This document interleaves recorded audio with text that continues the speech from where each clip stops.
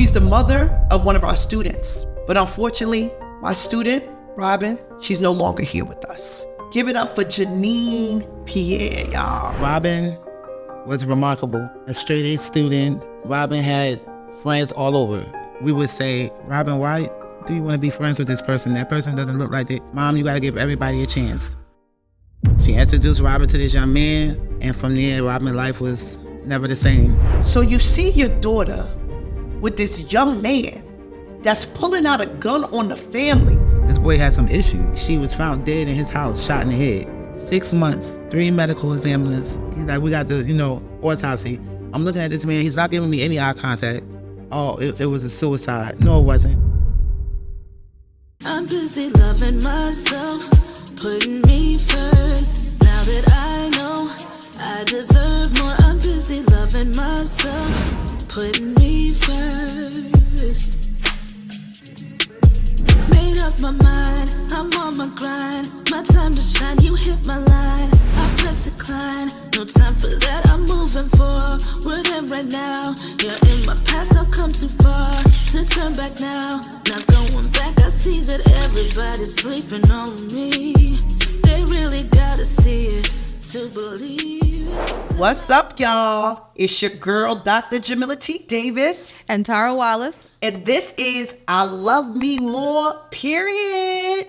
So hi, Tara. How you feeling today? I'm feeling good. I'm feeling really good today, actually. You're feeling good because I ain't really feeling all that good today. What's wrong? Oh, it was one of those days where I really had to do some introspective work and really remind myself that I love me more.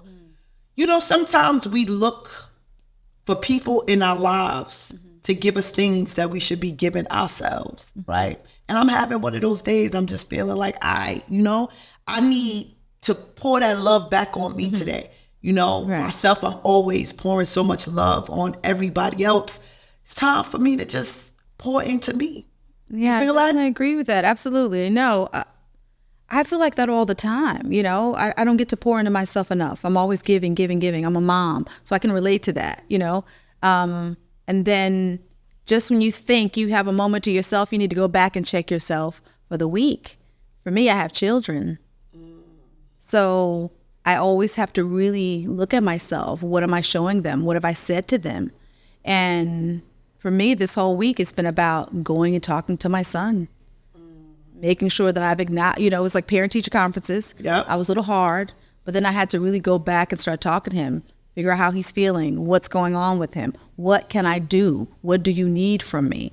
That's real, so that, real place. Just so we can, and then after we can get to a good place, I can kind of remember myself. That's what's up. Because our kids are important, but sometimes we get so into kids and family and husband and friends and family that we forget ourselves. So even in that, right? Pouring so much into that, just making sure you got that cup and pouring back into you. So that's what this space is all about, y'all. It's all about pouring into yourself and making sure that you're okay, because if you're not okay, sis, then ain't nobody else gonna be okay, right?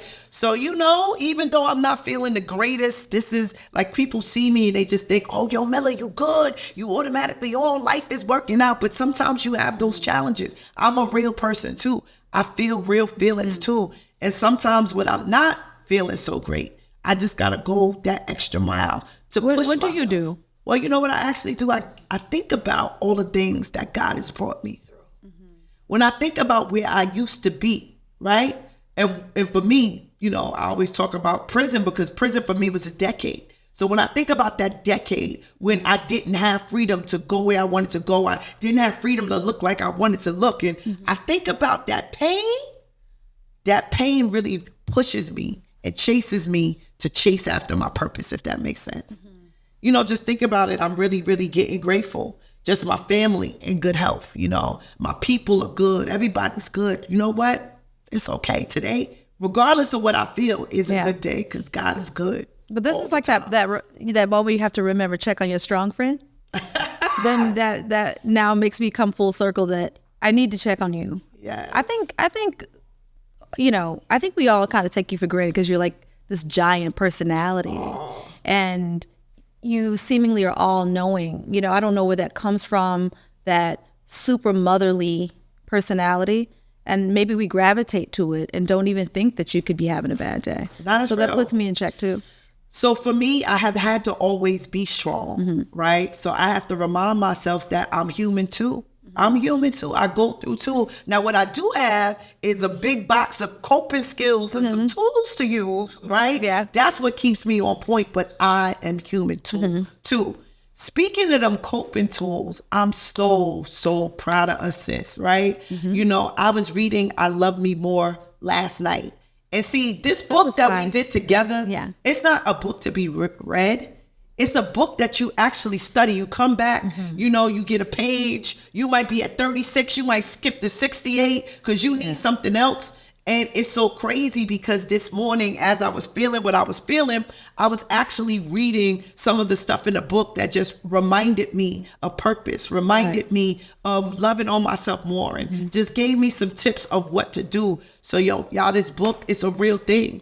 And we are a work in progress. Each and every day, we strive to be our best, you know, and that's all you can do. Know that the hits of life are going to continue to come for each of us. Nobody is exempt, but it's what you do with the hits, what you do with the storm, how you move through it, right? How you make the best out of time, how you turn your setback into a comeback. That's what all matters, right?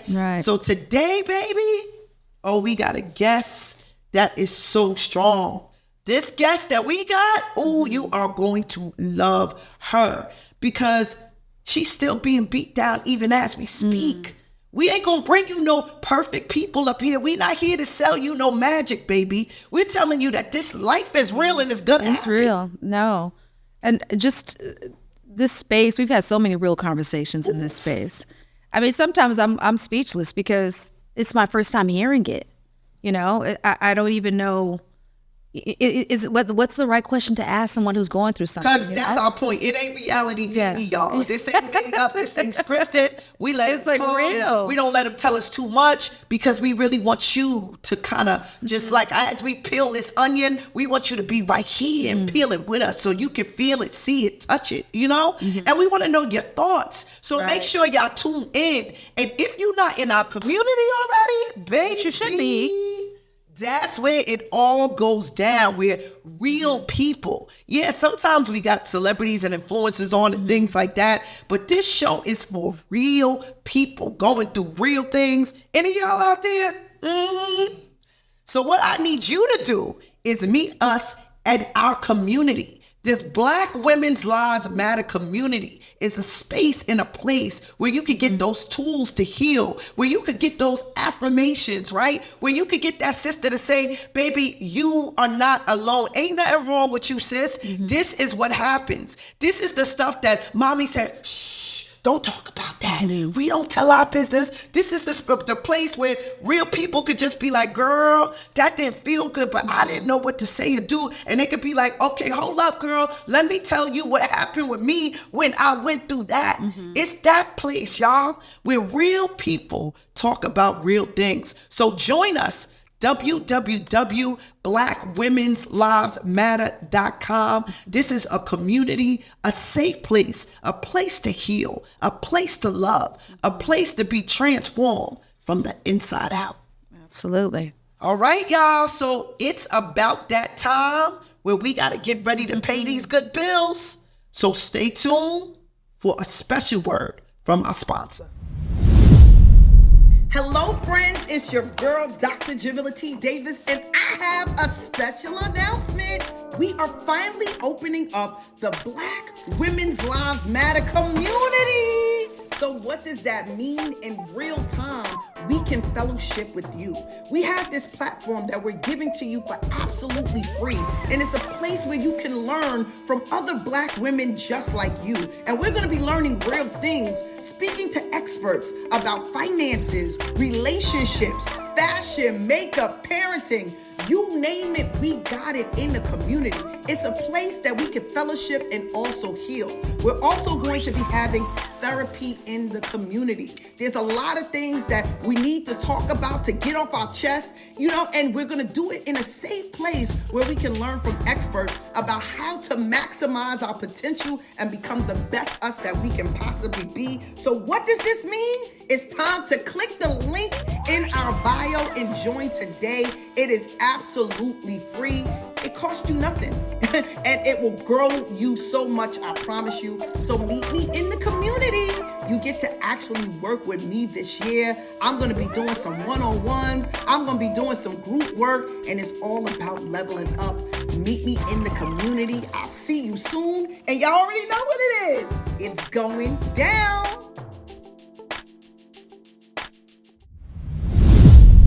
Welcome back to I Love Me More, period. So today, we're going to have a difficult conversation. So I want to prepare your hearts and minds for this. This guest on today is someone who's very, very, very special to me. She's the mother of one of our students. And as you know, I've dedicated my life now to children because that's the space and the place where I went left. So we do programs in the community to uplift and empower our students. And we had one student who was a standout. In a cosmetology class that we had at our program in East Orange, New Jersey, she stood out. She learned the skills quickly and she began to apply them to her life, making money and transforming her friends and even mom through the skills that she had.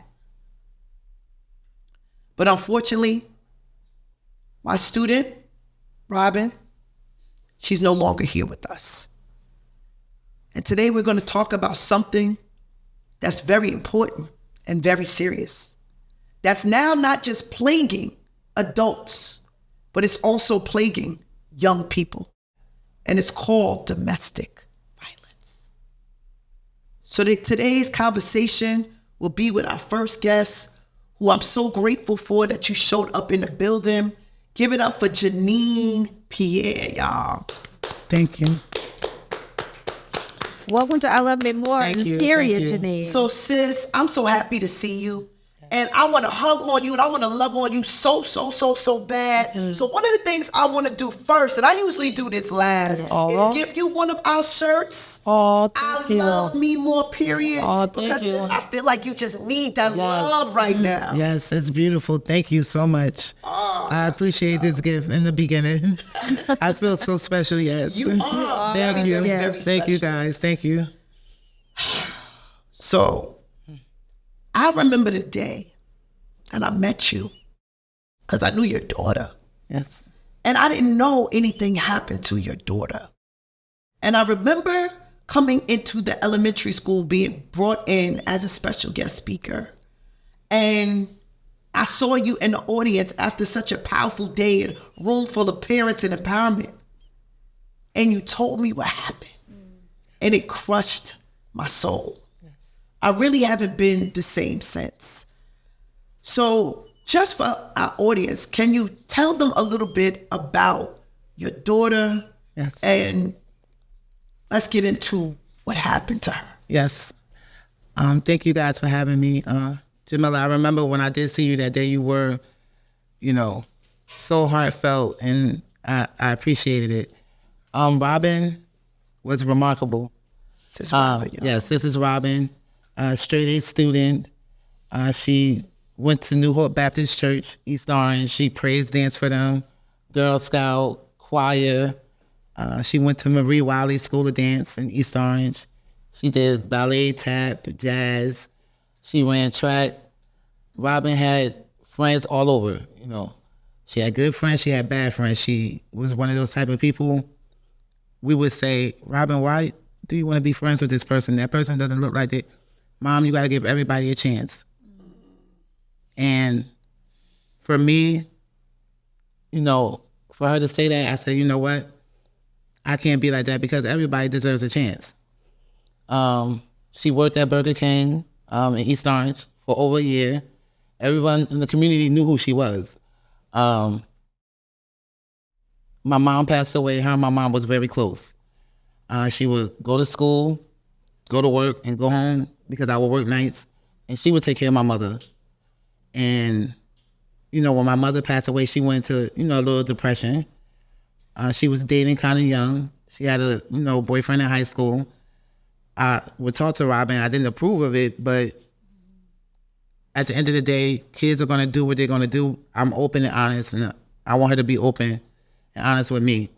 Matter of fact, the guy that she was dating in high school, his mom is the one that got the pillow made because she loved Robin so much. And she went to a vocational school for a little while. And she met a young lady there. The young lady that she met at the school wasn't really a good friend of Robin. A friend of mine was telling me, like, I know that girl. I used to work at one of the schools she used to go to. Maybe you should tell Robin that, she introduced Robin to this young man. And from there, Robin's life was never the same. He came to my house a few times, put a gun to her head. Whoa. What? Put a gun to her head. My 5-year-old daughter, she said, Mom, he said he's going to kill everybody in the house. I went to the police department. They wouldn't take a police report because Robin got scared because she was 19. They said it was domestic violence, so they couldn't do anything. But I'm like, okay, now it's beyond that because he's threatening to kill everyone in my house. One time he came and put a gun to her. My son jumped in front of the gun. And then, a few days prior to her death, it was some things that was going on that was like... Wait. Let's go back. Yes. So you see your daughter with this young man that's pulling out a gun on the family. Are you talking to Robin? Or are you telling Robin like... I'm talking to Robin. Robin is scared to death. So then, okay, I understand the fear, but how does he keep getting back in? What is she not saying to him to let him know, like, we're not doing this? He was in the gang heavy. His family, my best friend, we used to be best friends. Because of the situation, because she was like an aunt to my children. Yes. Her youngest daughter is related to him. Okay. And I know some of the family, so they're connected with law enforcement. There's a lot of different things going on with this family that they're doing things, getting away with it. And because of who they are, okay, it's going... I get that. But I'm going back to you, one-on-one with your daughter, when you know that she's in a toxic relationship. And this guy's now not only pulling out something on her, but he's threatening the whole family. Are you telling Robin he can't come here no more? Right, no. Robin, Absolutely. I even approached him because I'm like, I'm not scared of you. Okay. What's going to happen is going to happen. And I'm like, Robin, he can't come back here. Okay. But Robin was still going to his house, being around some of his friends.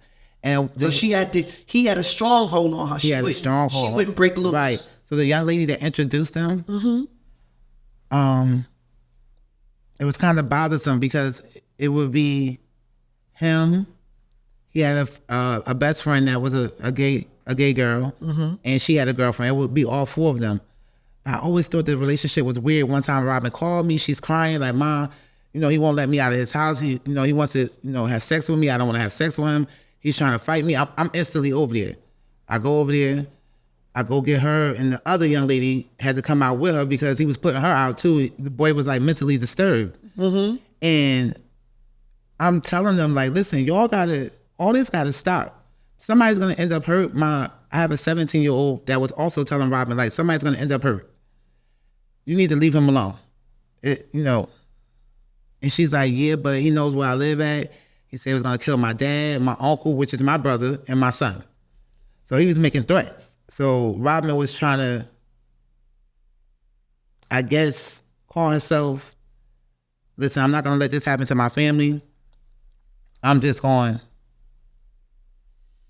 So your first time hearing of this is from your son who said this young man pulls a gun out on your daughter. What happened was my son didn't tell me. I was in the house asleep. But the way our apartment is made, we're on the first floor. My window to my bedroom was on the porch, and the kids' room is in the back. We have a little Maltese Yorkie. He barks when he hears someone. So I hear the dog barking. I'm like, what's going on? Why is the dog barking? They're like, no, Mom, nothing. They're in the back, so I'm not thinking anything, 18 and 19 years old. I'm not thinking, And then I heard her yell. I'm thinking maybe she's on the phone. So a friend of mine came to see me. He's like, I thought Robin wasn't, talking to the boy anymore. I thought they weren't dating. He has someone on your porch, someone on the side of your house, and someone in the back of your house. So I'm like, wait, what? So I get up. I'm like, Robin, what's going on? She's like, yeah, Ma, my back window is broke. He opened the window, put the gun to her head. And that's when my son jumped out. My son didn't tell me at first. He didn't want to tell me. He's like, I'm not going to law enforcement. They're not going to do anything because of his connections. I'm not talking. This is so wild. And it's such a trigger moment for me because my trauma started at a very young age. And it was me dating a boy who my mom forbid me to date.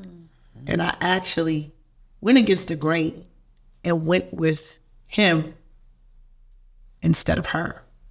So as you're sitting here talking to me, I'm actually going back in my mind and I'm thinking of my first love, and I'm thinking of how enamored I was with him, and he wasn't living a right lifestyle. Right. So I'm now kind of just looking at this thing from Robin's standpoint of, I love my family, but I love this boy. Right. And it goes back to the whole reason why we doing this podcast, Tara. Right. Because we got to teach our babies that I love me more. You know what's funny? The young man that I said his mother that got this pillow made, they were still in contact. He saw Robin with black eyes. He was ready to go beat the boy up. He was ready to go do some things to the boy.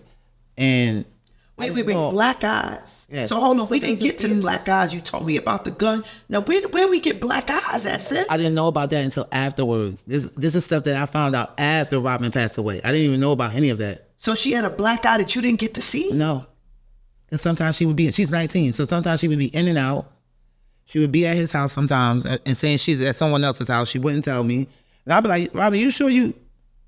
And she'd be like, yeah. Or, like my girlfriend I was telling you about, that's like a sister to me. Her daughter, like I said, is related to him. She was even trying to pull Robin away. Like, that's my cousin, but still, he, in the Crip gang, he's mentally disturbed. This boy has some issues. So when Robin passed away, she was found dead in his house, shot in the head. Oh my God. Shot in the head. He left her body there, called the best friend, which is the gay girl, and her mother. Now Robin, I didn't know this until after my oldest daughter told me. The gay friend, Robin had a physical altercation with her the week before. She said, I hate you and I want you dead. Next thing you know, the girl was dead. He called the best friend and the mother. They went to the local police department, which he's related to some of them. So they came out on the scene. When I pulled up, he didn't have any shirt on. I think cameras were taken. Wait. How did you know what happened? Did he call you? No, my daughter that's 17, I had to end up relocating her because of the situation. She was at work. She called me crying. She thought I was asleep. Her and my oldest daughter, they're like, Ma, wake up. And I'm like, what? I'm woke. I was at the store with a friend. She was like, no, they're saying Robin is dead at the young man's house. And I'm like, wait, what? And we automatically just ran out the store and just took off and ended up at the boy house. My family pulling up. People were pulling up. People were like hysterical. This was like, of course, a mess. He's sitting there with no shirt on looking at me. Like, and what did he say? Not a word. Not a word? Not a word. Didn't say no. I'm sorry, Ma. This is what happened. Any other time you would call me Ma before and stuff like that, none of that went on. He didn't say anything. Anything. And that's his mom's house. The mother didn't even reach out and offer no condolences. Even if I didn't accept it, you didn't even reach out and say, I'm sorry, your daughter was dead in my house with a gun shot to the head. 6 months, 3 medical examiners. And then my oldest daughter said, Ma, I heard her arguing on the phone with him the day before that. He said, you was talking to one of my ops. And when I went to the detective, Caucasian young boy, he don't know what an op is. Are you working in a community? We in a community, these kids are saying words you should know. 6 months later, 3 medical examiners, he's fidgeting. He's like, we got the, autopsy. I'm looking at this man, he's not giving me any eye contact. I can tell by body language. I look into all of that. Oh, it was a suicide. No, it wasn't. Whoa. Now, I didn't know that. So they told you that your daughter killed herself? Yes. You haven't heard the half. Boyfriend's house. Yes, you haven't heard the half. She killed herself, sober, nothing, no drugs or anything.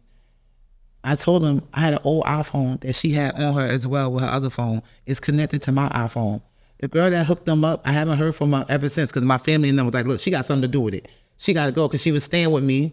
Because Robin like, Mom, she didn't have nowhere to go. And not paying attention until later on stuff started resurfacing. And I'm like, this girl has something to do with it.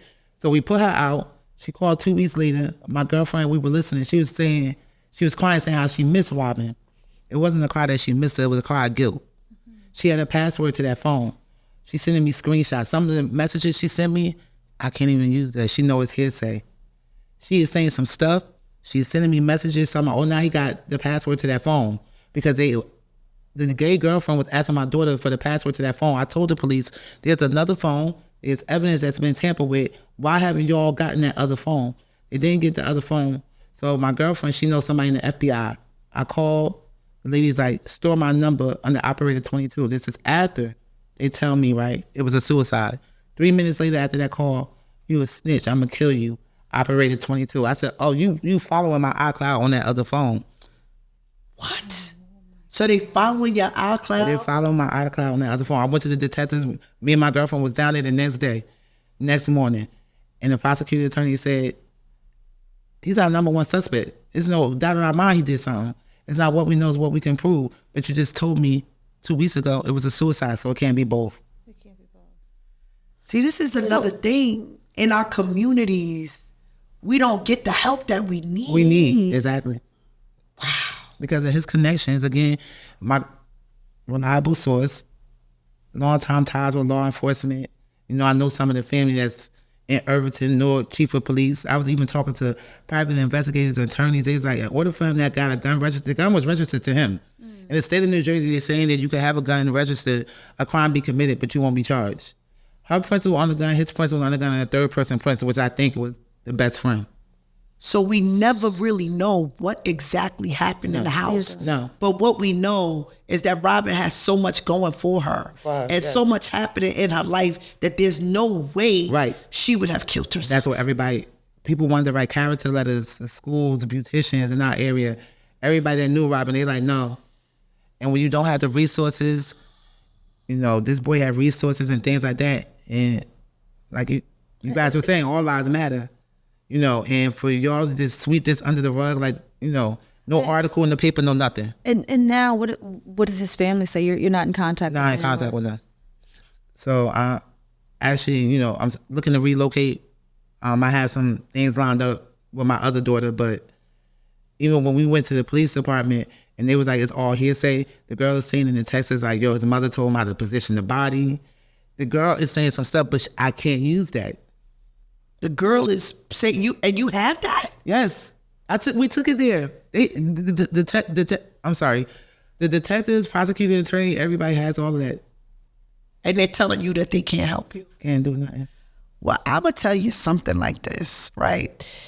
God that we serve is a God of justice, and I'm so happy that you're strong enough to still keep pursuing justice, because justice might not come when you want them, but it will always come on time. And I believe karma is a real thing. So justice looks different for different people. I don't believe that you can get away with doing anything without that energy coming back to you, your family, and everybody else. So you got to keep hope alive with this. Yes, I always pray on that. You're right. You know, when you look back on the situation, because it sounds like Robin had a very strong community. Yes. She grew up in a house with love. So she had a support system, which is, you know, something we talk about in the book is having that support system. When you look at the entire situation, where do you think it could have gone wrong for perhaps her to even be attracted to a boy like this? Grief. You know, after my mother passed, then right after that, I was in a traumatic experience. I saw a friend of mine lose his life. So I was going through like a traumatic experience. And then the next month later, my uncle, which was like, he was like, him and my mom was like the matriarch of the family. They kept everything together. Holidays, everybody was together. You know, now it seemed like everything is just like, and he knew that she was in the grieving, you know, a grieving state. So again, she still was talking to the other young man. He was like, why do you still deal with him? And then he wanted to, do something to him and his friends. And then my nephew and them, it's like it's a mess. It's a mess. And I try to talk to them like you were saying. I'm saying to them, like, look, I believe in prayer. God would not let that go that way, no matter how long it takes. Sometimes you don't hear things until like 20 years later. Right. But them kids are like, no, talking to young boys and I just keep trying. And you got to continue to do that. But you brought up something really important, right? And that's grief, right? And these are the things we're not taught properly on. And I myself, as an educator that was attached to her, I'm saying to myself, what more curriculum can we give our babies, right? Yes. Yes. What more things and tools can we give them? Because even after the pandemic, there's been so much grief. There's been so much loss. There's been so much hurt and so much pain. Yes. So you attach on to love because you just don't want to feel the pain anymore. So I can see Robin, allowing herself to be manipulated or controlled because of a feeling of pleasure that she's finally feeling something good, and she don't want to feel that pain anymore. Yes. But not understanding that pain, the pleasure would supersede the pain that she has now. It's just so crazy. It is. So figuring out what we can do, how can we give them more? How can we prevent our babies if we can't prevent ourselves? That's funny you say that. How can we prevent our babies? That's funny you say that. From not feeling that pain and not going through this kind of stuff that could have been prevented if there were certain boundaries potentially created and certain things and tools like we talk about in the book. Right? Understanding manipulation, what that looks like, really understanding that this is not love. This thing that you feeling and this thing that you think is good is really bad for you. That's funny you say that because I know where my other daughter is at now, where I'm relocating to, we was thinking about starting like a foundation in honor of Robin's name, like Robin's Hope. Bringing awareness to teens and young adults, with domestic violence, don't suffer in silence, giving them support, because first thing we do when they're teenagers is say, oh, they're too young to date. They're too young, but this is what they're doing. And we have to leave an open door and be a support. I have another organization that, is in Atlanta that's looking to work with me. They want me to do certain things, but, of course, right now I'm trying to get my health together and different things like that. But I definitely want to, because I want this story to help other people as well. It will. I don't think nobody should have to go like that. To hear that my daughter was shot in the head and just left in someone's basement is just like.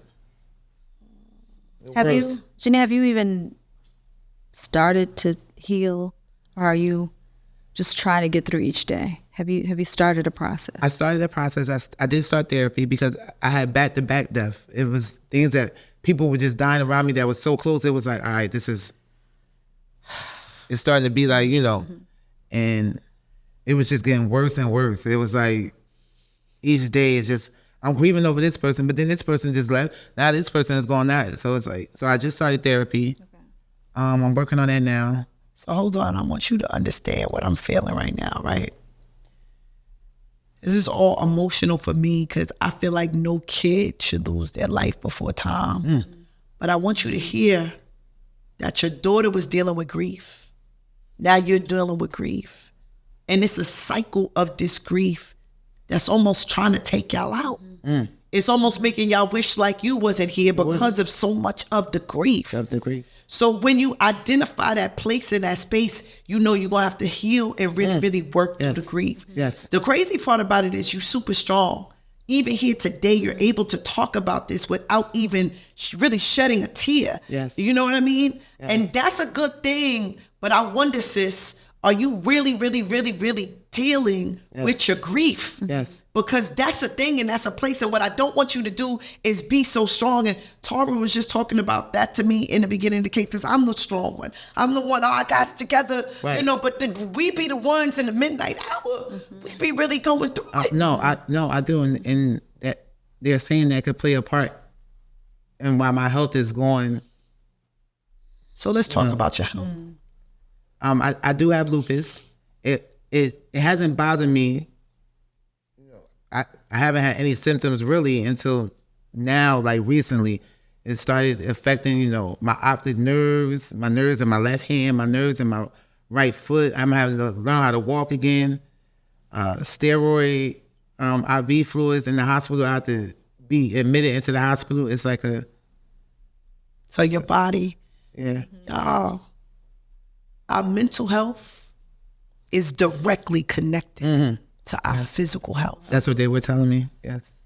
Sis, we created this podcast for people like you, people like us, that know that despite what we've been through, despite the adversity that we've gone through, we got to stand strong and love ourselves more. And I know you hurting right now because I'm hurting with you. Because this is not just your baby. This was our baby. Yes. This is our baby, right? Yes. One of the things that I told God when I got out of prison, I said, I'm going to go back into every neighborhood you send me to make sure there's no more young Jamilas, right? That go and fall victim to the things that she fell victim to. So your case, I take this personal. This ain't just your baby. This is our baby. And we're in this fight together, right? But I need you to understand something. You came in here today on a walker. You're the same age as me, if not younger, but you're aging. Because all this pain and all this trauma and all these things are trying to take you out the game, sister.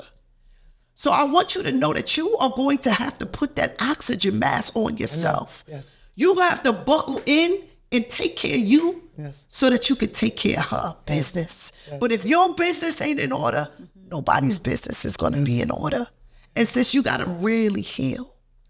You got to heal. You got to grieve. Yes. You got to be able to really, really cry and shed those tears and really, really love on you every day like it's your last day. Because if it's your last day, then none of the things that we got to set up and work to do is going to happen. It's going to happen. Yes. And with the 6-year-old, she's like, my God keeps Robin here with her. She keeps me. She's only 6 and she's like,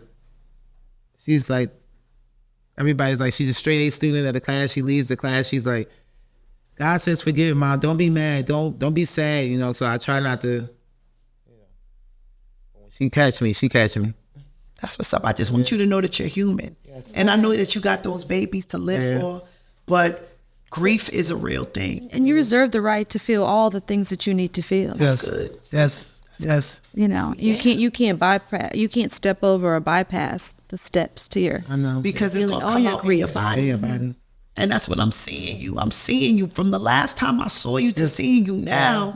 You know what I'm saying? I see your health. I see it going. And I know that you're unsure if God is going to really give you that justice. Yes. But no, look at me. I'm here to tell you you're going to get that justice. How we came back in contact. Yes. I wasn't even supposed to go to that school that day, but something told me to change my schedule. And I needed to be there. But I want you to know that God loves you. He's not forgot about you. Amen. Every cry, even when it doesn't happen at the moment that you think it's going to happen, he's there. Yes. He's a healer. He's a fixer, yes. right? Yes. He's a God of justice. Yes. And know that it may not come when you want it, but it's definitely going to come on time. And my pain going to be my power? It definitely is. Yes. So one of the things I want to commit with you to do. Sorry, y'all. I need a little tissue. Can we get her tissue? We're going to get you tissue. Okay. It's all right. I want you to take that moment to just get yourself together because it's okay. Yes. Amen. It's okay to cry. It's okay to feel a grief. But I want you to know that you're not alone. Yes. Amen. You are not alone. Yes. And somebody that's listening out there right now, I need you to know too, you're not alone. Grief and pain, y'all, is a real thing. We feel it. And that's probably why I was triggered this morning. Remember, I told you this morning wasn't a good morning per se, but it is a good day because sometimes you got to feel the pain. Sometimes you got to allow yourself to channel into your emotions because in that place, that's when the cleansing comes. That's when the healing comes. But one of the things that we're doing is we're building a community. It's a community of women who can share and talk about what we go through. Talk about the things that they tell us. Shut up, don't tell your business. Right. Stand strong. Keep your head lifted up. Don't shed a tear. Nah, sis. Yeah. That's why we all mucked up. That's what. Because we trying to be so strong. Right. The strong black woman. Right. To hell with that. Yeah. Amen. Now that's To true. hell with that. Yes. So what? I agree. What we see is you're grieving today too. Yes. Amen. Yes. You are grieving today too. Yes. Because when I say that, her baby is my baby. I believe that. Because I understand now I'm a vessel. My life is not my own, And when we come into these schools, into these places, we cultivate real relationships with our babies. So this hurts, and I take it personal because just like God lent you to her, he lent me to her for the time such as this. So what I'm going to commit to do with you is to help you build that foundation. And y'all out there, I want you to stay on the journey with us as we build her foundation, as we make sure that this young lady's life is not in vain. And I kept talking to Kalia. You remember yesterday, I said 19, and I kept calling her 19, and she was 23. I was really talking about Robin, but didn't understand why I'm saying 19. But I'm talking about 19 too. That's what I'm saying. The 19-year-old that has, right? Because sometimes that's how it happens with me in spirit. Right? The spirit is leading and talking to me. We gotta make sure her life is not in vain. Now, I don't know what's going to happen to that young boy that did what he did. Right. But the other thing I want you to do, sis, is see forgiveness is a real thing. Oh, yes. See, because that unforgiveness part will that keep eats you us, up.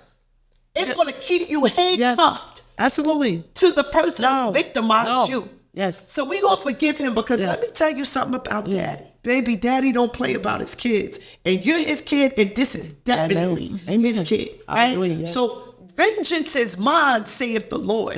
Whatever he gonna get, he gonna get. So we gonna wash our hands of that, and we gonna let that be whatever it's gonna be. But what we're going to do is the work of the legacy. The legacy is to keep her name alive. To make sure young people, see, we doing this podcast. This is for us. But we know now, sis, we got a charge. It ain't just for us, it's the young people, right? Because we need to make sure there's no more Robins, young Robins. I'm talking about the young Jamilas that's going to the penitentiary. But what about the young Robins that's losing their life? At a young age, because we not showing up in the way that we need to show up in relationships. Now, I'm going to ask you something also a little bit personal, but I want to get an understanding of what Robin saw growing up as healthy relationships. What was your relationships like with men? Not good. Sis, I want to talk about that. Because as we talk about this thing, it's going to help us to create the curriculum that we need. So what did young Robin see you go through? Her dad, I had 3 kids with him. We did not, I worked. He didn't have a job at the time, and I was the one, I was pouring more into him than he was pouring into me. He, went off, had, a child with someone else. Now that child's mom, we were kind of close. She was, I didn't have a problem with her. The kid used to come by and see us and stuff like that, but she ended up passing away too. And he wasn't there for that kid. He's still not there for that kid now. We're more so, my son and my other daughter-in-law, we're there for the kid, but he's just like one of those people that just. Was he mentally or verbally abusive? No. He's just. Was toxic, a lot of different women, into the drug game. He wanted to, sell drugs, didn't really want to work, It's just, we were from 2 different walks. I always had a job. I always had a good job. I always kept a roof over our head. But, he was in and out of jail, things like that, guns and. All right.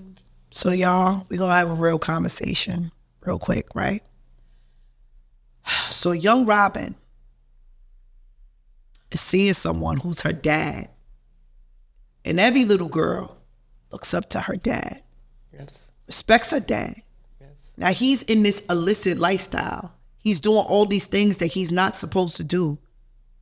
So now it becomes natural for her to attract a partner that resembles some sort of her dad.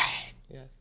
That's why, y'all, these toxic relationships, and we talking about we keeping them together for our kids, you know, it's a real thing, right? Yes, because now our kids are seeing this stuff and they're looking at it like it's okay. She admires her mom who had the good job. So if my mom did it, I could do it too. Yes. That's a real place, y'all. It is. So as you move into this next sector of your life, it's making sure you break free. Are you in a relationship now? No. So right now I'm just doing you. By myself. That's what's up. Working on me, That's what's up. Trying to heal, trying to get my physical, my mental health together. Trying to make this move out of state and do, you know, different things, do different with my life. I think, well, you know, one thing we have to, you know, I have 3 sons.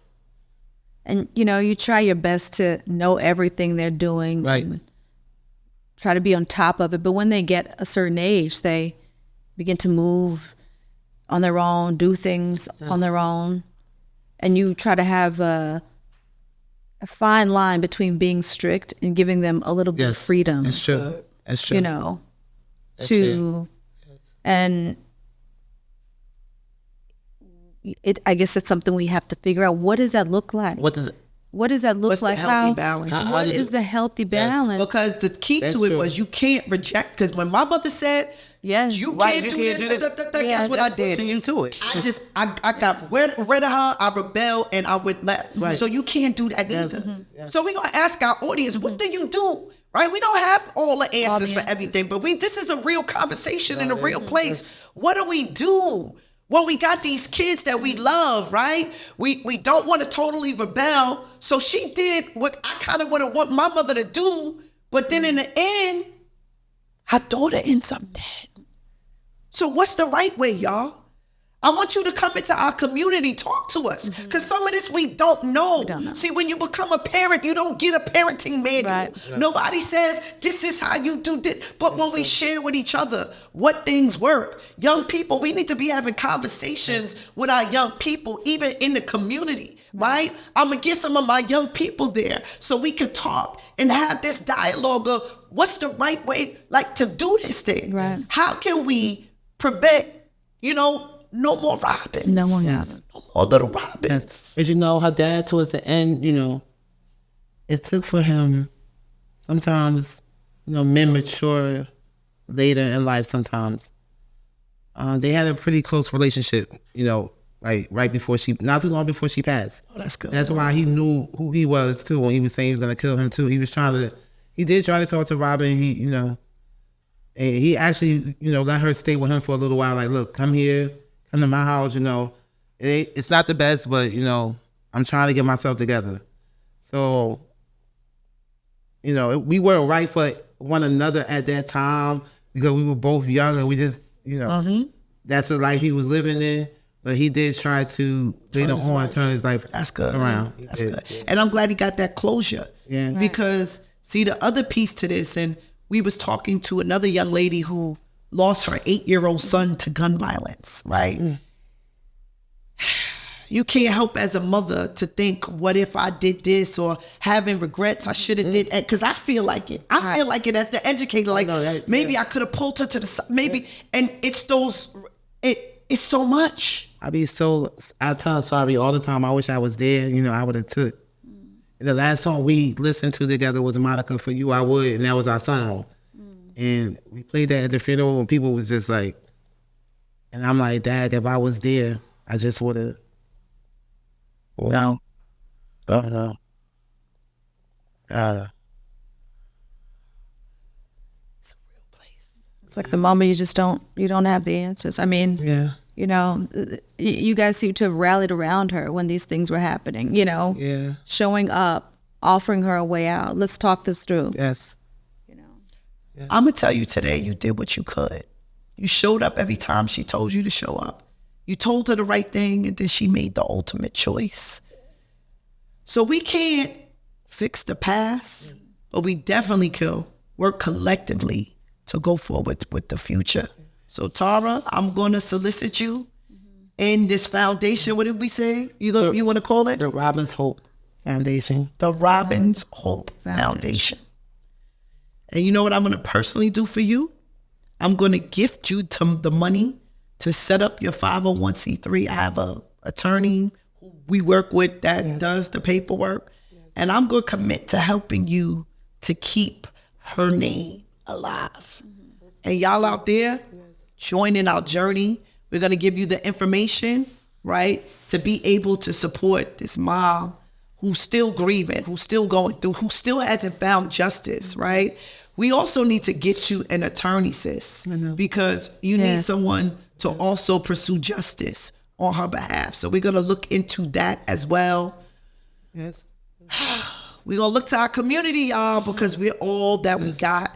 We need to really, really, really talk about this further, because this is not even, sis, I thought we was just going to come here and get to it, but this is a two-part conversation. This ain't just a one-part conversation. But the first part is we dealt with the situation in regards to talking about it, but now we got to do something about the situation. And the foundation, we can start some of that work. So y'all keep with us, stay with us. You gonna join our community? Absolutely. All right. I'm in it. That's what's up. That's what's up. Anything, again, you don't realize these things until, like you said yourself, you was in a situation, you said, I'm going back to save these kids, and that's a wonderful thing. Because for me, it took for this, I didn't look at life like that before. I just was, I hear things, I see things. I know people are dying, and, kids are dying, and it's like, oh my God, well, when it happens to you, so tragically, it's like, it opens your eyes. It definitely opens your eyes. Wow, this one is deep. Just love on yourself more, sis. Yes. So y'all, this one right here was challenging. All right, stay tuned. We not finished though. We gonna have to pick up the beat a little bit on this one. Because I know this one was rough, but we gotta pay some bills. Stay tuned, y'all. Here's a message from our sponsor. What's up, y'all? It's your girl, Dr. Jamila T. Davis, and I got a special offer for you, right? It's my gift from me to you. You wanna level up? You want to manifest the life of your dreams? Well, I'm going to give you a piece of the plan, right? It starts with my Manifested Now vision plan. So follow me. It's actually the template that I use each and every year to get into my goals, my dreams. And unlike a vision board, I actually put this document on paper with goals and dreams and plans of who I want to be and what I want to become. And now you could do it too. It's time to level up, y'all. It's time to be the best you that you could possibly be. And I'm going to give you the plan. And best of all, I'm going to give it to you for free. Click the link right here. Download today and level up. Make sure you share the results with me. This is the exact plan that I've been doing for the last 4 years, and each and every year is taking me higher and higher, and I pray it does the same for you. Hey y'all, welcome back to the I Love Me More podcast period, where we've just had this 2-part conversation where we both just got so emotional talking to Jeanean and the story that's just just every mother's nightmare, Yes. And we can't hug you enough, we can't love you enough. It's just we just are literally taking these pieces and trying to make the best of them from here. Yes. And, with your children, what does that now look like as a mom? How have you changed as a mom? I changed tremendously. I wasn't before into church, into God. My mom was more so like, you're going to church, and we would be like, oh no, I kind of turned away. I steered away from God. I'm into more of the church community now. I'm praying more now. I try to look at everything positive, no matter what it may look like. Like, even with me being sick right now, no matter what it may look like, I walk with faith, not by sight. I speak more with my children now. Like my son, he was talking to me the other day crying and saying how he felt because everybody thought that they were twins. They were 10 months apart. So one day when he went to the store, the guy said, "Where your twin?" And it's like, she's no longer with us. And, it hit him. So when he came home, he's crying. My other daughter that relocated, she's doing so much better for herself. That's why she's trying to get us down there with her, which is not too far. She's getting straight A's. She has a license now. She's getting a car in like 2 weeks. We speak every day. I have my uncle and his wife, they both were in the military. They're down there. She's looking to do real estate. Also go to school for engineering. She wanted to be a therapist at first because everybody thinks she's like, you need some help? You wouldn't believe she's 17. Wow. She be talking like she's the... But she said, nah, Ma, that take too long, so I want to do engineering and maybe, do some real estate. And she has her head on straight. She's down there working. She's doing good for herself. So proud of that. Yes. So my oldest daughter, she's working too. She's paralyzed as well. She had a sinus infection to the brain at 12 years old. They said she wasn't gonna make it, but she walks, she talks, you met her at the she walks, she get around, she move around. So she was a little suicidal after the thing with Robin. She suffered with mental health so bad, and she wanted to end her life because Robin wasn't her little sister. She was more like the big sister to her. When she couldn't do things and because of her disability, she got, girl, yes you is. You gonna come on, you gonna do this. Ain't nobody gonna say nothing. Because Robin was just, she would bring the best out of you, if you knew who she was. So, and then the 6-year-old, well, she'll be 7 next week. I'm telling you, God is talking through her. As I was looking at the police report, I was like, certain people that I was seeing standing outside, I'm like, oh, that's who that was? If I would have known. I resorted back to the old me a little bit. And the 7-year-old was like, Mommy, don't do that. God said forgive. Wow. Don't you do that. And I said, you know what? There was nothing else I could say. So she's and I want to change for her and want her to do better and do better things. So I try to live differently now. All of the things I used to do, going out, drinking, smoking, clubbing, partying, I don't do any of that. All of that is turned off. Certain people I had to cut off and just remove myself and distance myself, close those doors that God needed to close for me in order for me to move on. That's a real place. Transformation is real. It is. It is. And we talk about something called generational curses, right? And we talk about it on generation from back and forward. And then now I'm just hearing about all this pain around you. Somebody got to stand up and break the curse. Break the generational and that's what I Love Me More is all about. Like going back to those places and spaces and standing up and using self-care and real tools to stand up and break the curse so that we don't continuously be a part of the cycle. Because hurt people hurt people. They do. You know what I'm saying? When there's no healing, when there's no transformation, hurt people hurt people. So I'm happy to hear that you like, this pain, it sometimes it feels unbearable, but I'm going to make sure that there's purpose in purpose. Yes, and I see you doing the work, sis. So that really means a lot. I try to turn my wounds into my weapons to rise above. Your tragedy be your triumph. Come on. So wounds into weapons, tragedy to triumph, pain into purpose. Y'all hear it? Yes. That's what the community is all about. Amen. Sharing and understanding despite what you feel like you going through. Right. Remember, I'm like, today, you see, despite what I feel like I'm going through, somebody may be going through worse. Right? But we operating in silos and we ain't really talking about it. Yes. So nobody really hears about the pain. Amen. That's why you, sis, you are a hero. You're a hero to so many, right? And I'm sure someone watching right now, you are a hero to them because they like, wow, I'm not alone. Because people are going through this stuff, and they think it's just dumb. Yes, and just like one of the organizations in Georgia I was telling you about, on the founder, she was saying, one of the young girls, very young, she had a baby that was 1 month old. The baby father decomposed her body. I hear so many stories, and she wanted me to work with that family as well. But like I said, I have to try to get you first. Get myself.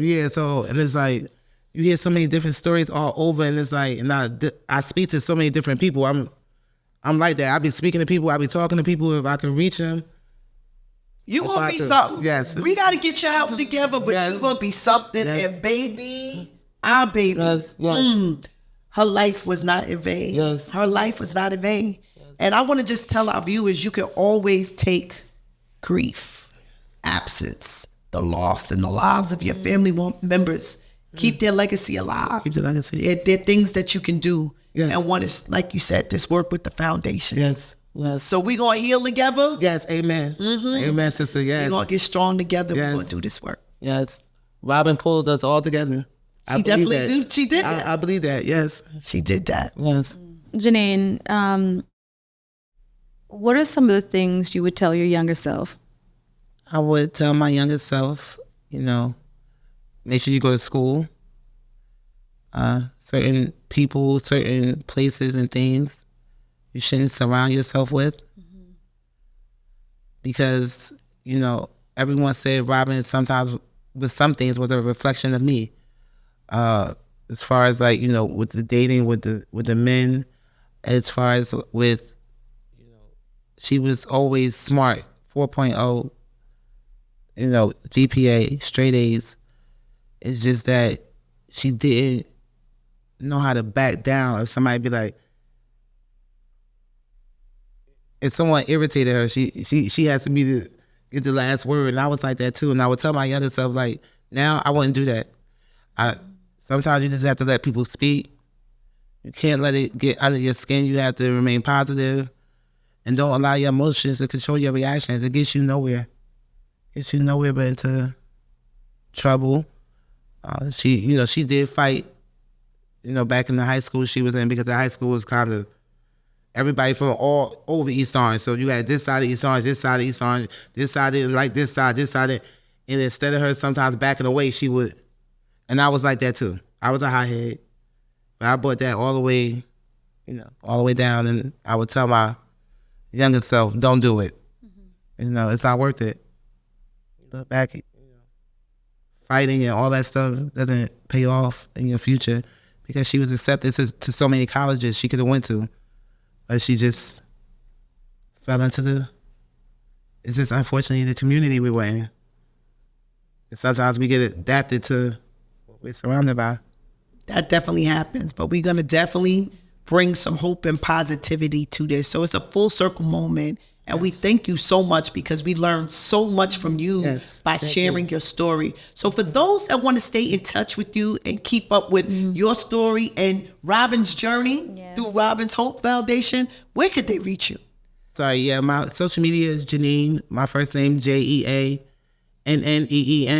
Pierre, Pierre. I'm on Facebook only. I don't have Instagram and stuff like that. I kind of try to shy away from the social media, even though it's good for certain things, but I just kind of try to limit it a little. Okay, and then we're going to set up your website and your information for Robin's Hope Foundation. Yes. That's right. And guys, you can meet her again in our community, because we're going to be talking further. We're going to keep this conversation going, and any support that we could give at BlackWomen'sLivesMatter.com, we will. Join us. So thank you guys for another amazing episode. Thank you. Thank you, Jeanean, yes, absolutely. for being so strong and for sharing so much. It means a lot. It was an honor to be here. Give you a hug. Oh, thank you. It's an honor to be here with you guys. Absolutely. I'm so grateful that you guys were able to share Robin's story. And she used to speak so highly of you. She's the one that told me about you. I'm like, That's what's up. So, yeah. So thank you guys for staying tuned. Much more to come. Make sure you like, subscribe, tell a friend to tell a friend. If nothing else, take out of this message today, we have to love ourselves more. We're going to go through some pain. We're going to go through some bruises. But through it all, God will bring us through. So make sure you love on yourself more. See you next time on the next episode of I Love Me More podcast. So let's give it up for our first guest, Dr. Topeka K. Sam. Give it up. Because being raised in an all-white neighborhood as an only black child, knowing I was a black girl, which was never an issue, that I always felt that I was missing something. And I remember how I ended up getting it to a point where I was selling I was getting 100 kilos a week. And so while I kept trying to put him in front, and I wanted people to say he was the connect, he was going around sleeping with women, lying. I was like, why are you asking me or taking me to a doctor to get tested for HIV? And he was like, because I have HIV. So what y'all don't know is me and Topeka just started back speaking to each other. Topeka hurt me. Later for all that bullshit. what I really think that happened.